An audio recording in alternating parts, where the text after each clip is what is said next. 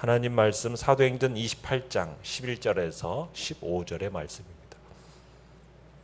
사도행전 28장 11절에서 15절의 말씀 우리 한 목소리로 같이 읽겠습니다. 시작. 석 달 후에 우리가 그 섬에서 겨울을 난 알렉산드리아 배를 타고 떠나니 그 배의 머리 장식은 디오스 구로라. 수라구사에 대고 사흘을 있다가 거기서 둘러가서 레기온에 이르러 하루를 지낸 후 남풍이 일어나므로 이튿날 보디올에 이르러 거기서 형제들을 만나 그들의 청함을 받아 이레를 함께 머무니라. 그래서 우리는 이와 같이 로마로 가니라. 그곳 형제들이 우리 소식을 듣고 아비오 광장과 트레이스 타베르네까지 맞으러 오니 바울이 그들을 보고 하나님께 감사하고 담대한 마음을 얻으니라. 아멘. 오늘 말씀의 제목은 벽을 허물고 세상을 변혁할 믿음이라는 제목으로 말씀을 나눕니다. 멜리데 섬에서 약 3개월을 지낸 바울 일행이 이제 여기서 또 겨울을 보낸 알렉산드리아 소속의 곡물선에 승선하게 됩니다. 3개월간의 이 기간은 항해가 불가능한 겨울철입니다. 이때는 항해가 불가능하기 때문에 순풍으로 인해서 항해가 가능한 봄까지 기다려야만 했던 거죠. 그러면서 이제 저자는 비교적 상세하게 배에 대해서 설명을 합니다. 내용 관찰 문제 1번. 바울이 보디올까지 간 배의 특징은 무엇입니까? 자, 이 배는 알렉산드리아 소속의 배이고요. 그리고 배의 앞부분에는 장식이 있다고 그러죠. 머리 장식은 디오스 구로라고 하는데 이 디오스 구로는 제우스의 쌍둥이 아들이라는 뜻입니다. 그러니까 이 장식을 이 기호를 가진 배를 타고 여행하는 이 불신자들은 이 신들의 도움으로 항해를 안전하게 할 거라고 믿었던 것이죠. 자, 이렇게 이제 배는 멜리데 섬 항구에서 출발해서 이제 수라구사라는 곳에 이제 도착하게 되는데 이곳은 멜리데 섬으로부터 약 145km 정도 떨어진 곳입니다.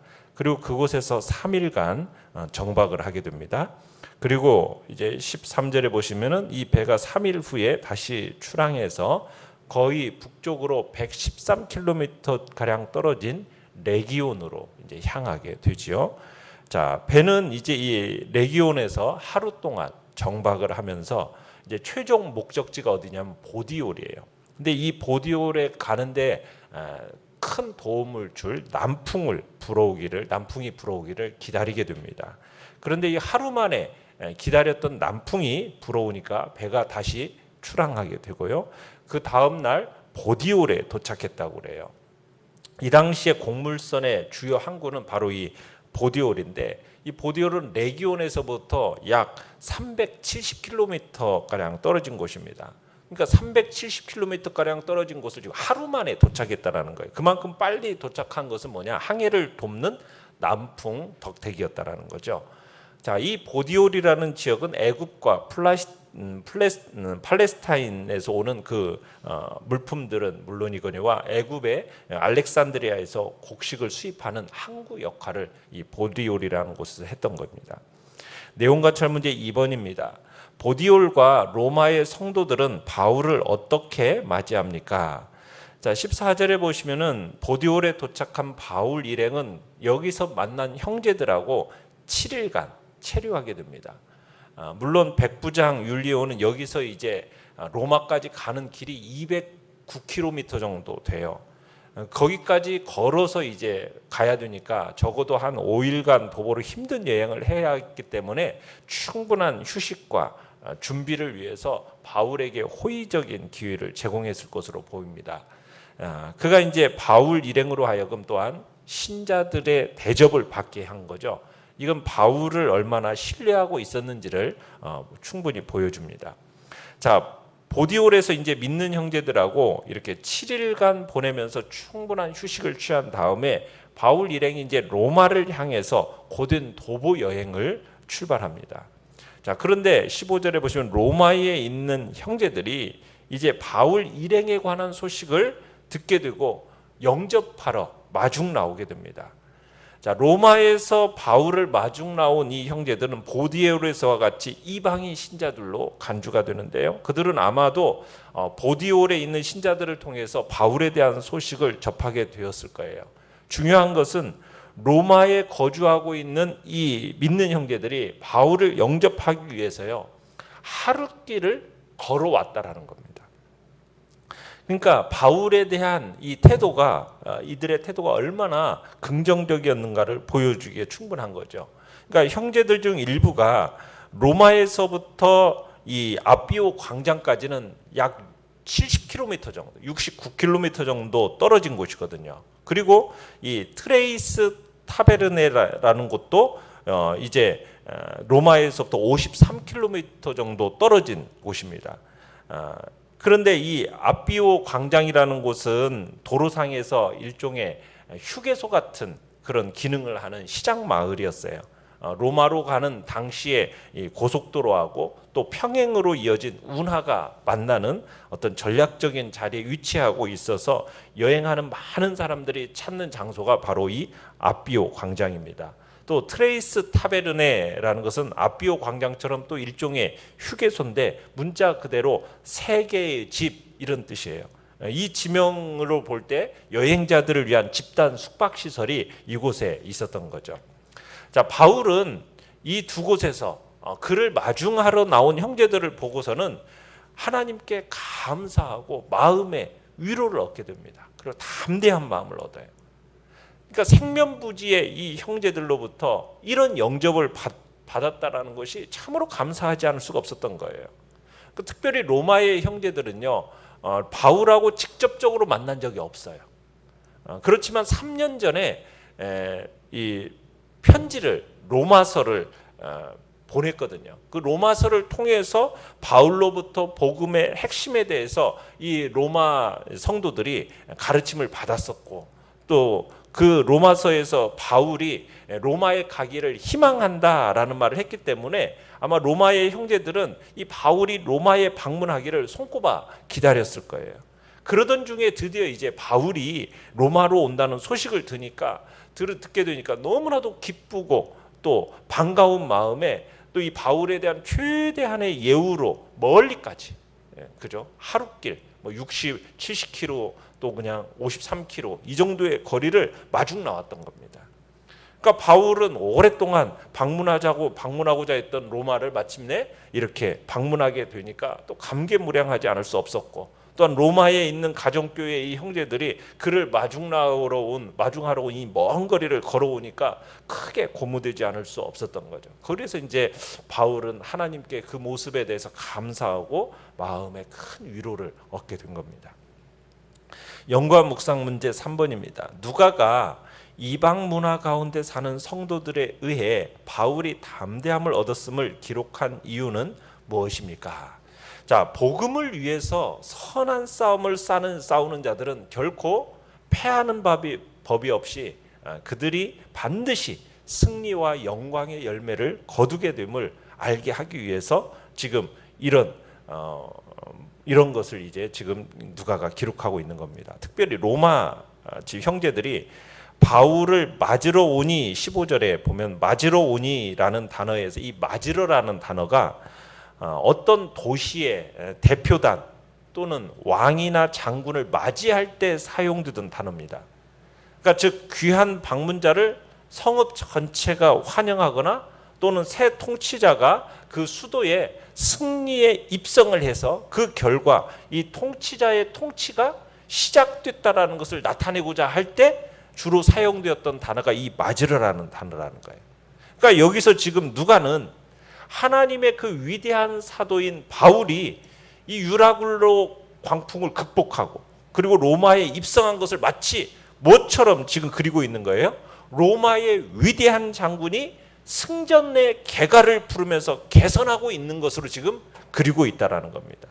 그러니까 이렇게 볼 때 지금 바울의 로마 입성은 복음으로 로마를 정복하고 통치하기 위한, 그래서 복음으로 말미암는 새로운 통치가 시작되는 승리의 입성으로 그려지고 있다는 겁니다. 자, 로마 성도들을 보는 순간 또 바울은 어떻겠어요?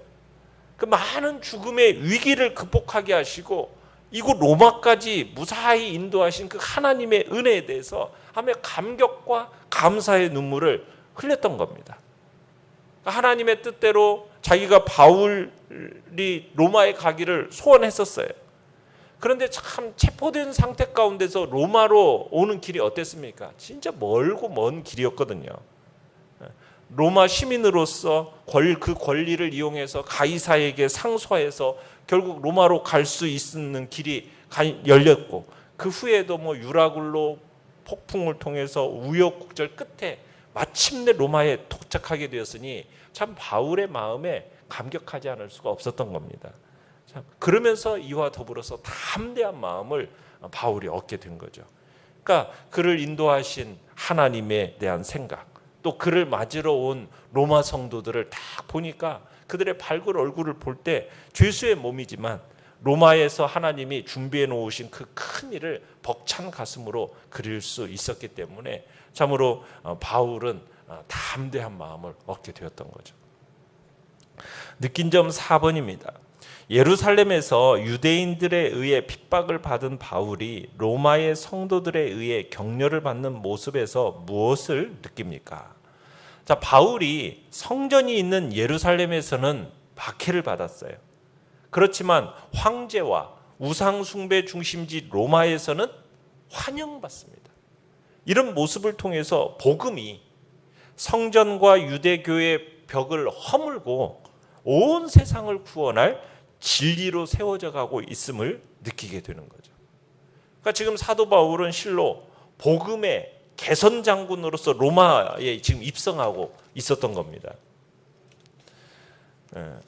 그는 비록 죄수의 신분이었지만 그것은 오히려 그가 세상의 유혹과 핍박에 굴복하지 않고 복음으로 세상을 이겼음을 말해주는 하나의 증거인 거죠.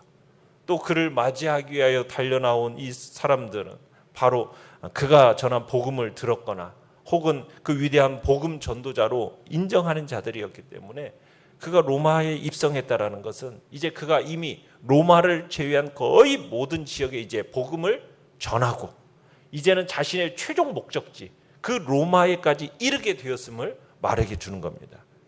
그러니까는 지금 이와 같은 사도 바울의 모습을 통해서 지금 복음의 그 선한 싸움을 싸운다는 것이 얼마나 가치 있고 보람 있는 일인가를 다시 한번 깨닫게 되는 거죠. 복음을 위해 선한 싸움을 싸우는 것은 결코 패하는 법이 없습니다. 반드시 승리와 영광의 열매를 거두게 되는 것입니다. 복음 전하는 동안은 비록 패배자처럼 보이고 또 모든 노력과 수고가 아무런 소득도 없는 것처럼 무의미한 것처럼 보일 수도 있지만은 때가 되면은 정말 그들이 전한 복음은 반드시 엄청난 능력을 발휘해서 세상을 굴복시키고 그들에게 놀라운 승리와 영광을 안겨주는 것입니다. 그러기에 오늘 우리도 항상 이 사도 바울과 같이 복음을 위해서 선한 싸움을 싸우는 자로 살아가기를 바랍니다. 그러한 삶은 우리에게 많은 고난과 역경을 안겨줄 수도 있습니다. 그럴지라도 기꺼이 그러한 삶을 선택할 수 있기를 바랍니다. 그럴 때 우리는 결코 패배나 실패가 없는 승리의 삶을 살아갈 수 있을 것입니다. 결단과 적용 5번입니다. 내게 있어서 바른 신앙이란 어떤 것을 의미합니까? 내 신앙이 단순히 종교적 열심에 그치지 않기 위해 노력해야 할 일은 무엇입니까? 우리들은 유대인들이 범했던 그 오류를 범하지 않도록 주의해야 합니다. 유대인들은 성전이 있는 예루살렘, 그 성전과 유대교의 벽, 그곳에만 갇혀서 신앙이라는 것이 마치 그것만이 바른 신앙인 것처럼 그들은 그렇게 지내왔어요. 우리의 신앙도 그냥 예배당 안에서의 신앙만이 유효한 것처럼 생각해서는 안 된다는 것입니다. 세상을 변혁시키는 하나님의 능력이 바로 우리의 신앙이 되도록 단순한 그냥 종교적 열심에만 그치는 게 아니라 정말 우리가 세상을 향하여 우리의 신앙이 복음이 능력을 발휘하고 또 세상을 변혁시켜 나갈 수 있는 그런 신앙이 될 수 있도록 우리 자신들을 들여가야 할 것입니다. 오늘의 기도 같이 읽겠습니다. 시작. 나의 신앙이 예배당 안에 멈춰 있지 않게 하시고 세상을 변혁하는 능력을 얻게 하소서. 아멘. 말씀을 생각하면서 기도하시고요. 연약한 우리 지체들을 위해서 기도해 주시기 바랍니다. 주께서 또 우크라이나 땅에 하나님의 긍휼과 자비의 역사를 베풀어 주시도록, 또 코로나 이 사태 속에서 주의 백성들을 지키시고 보호해 달라고 주여 우리 세 번 부르짖며 나아갑니다.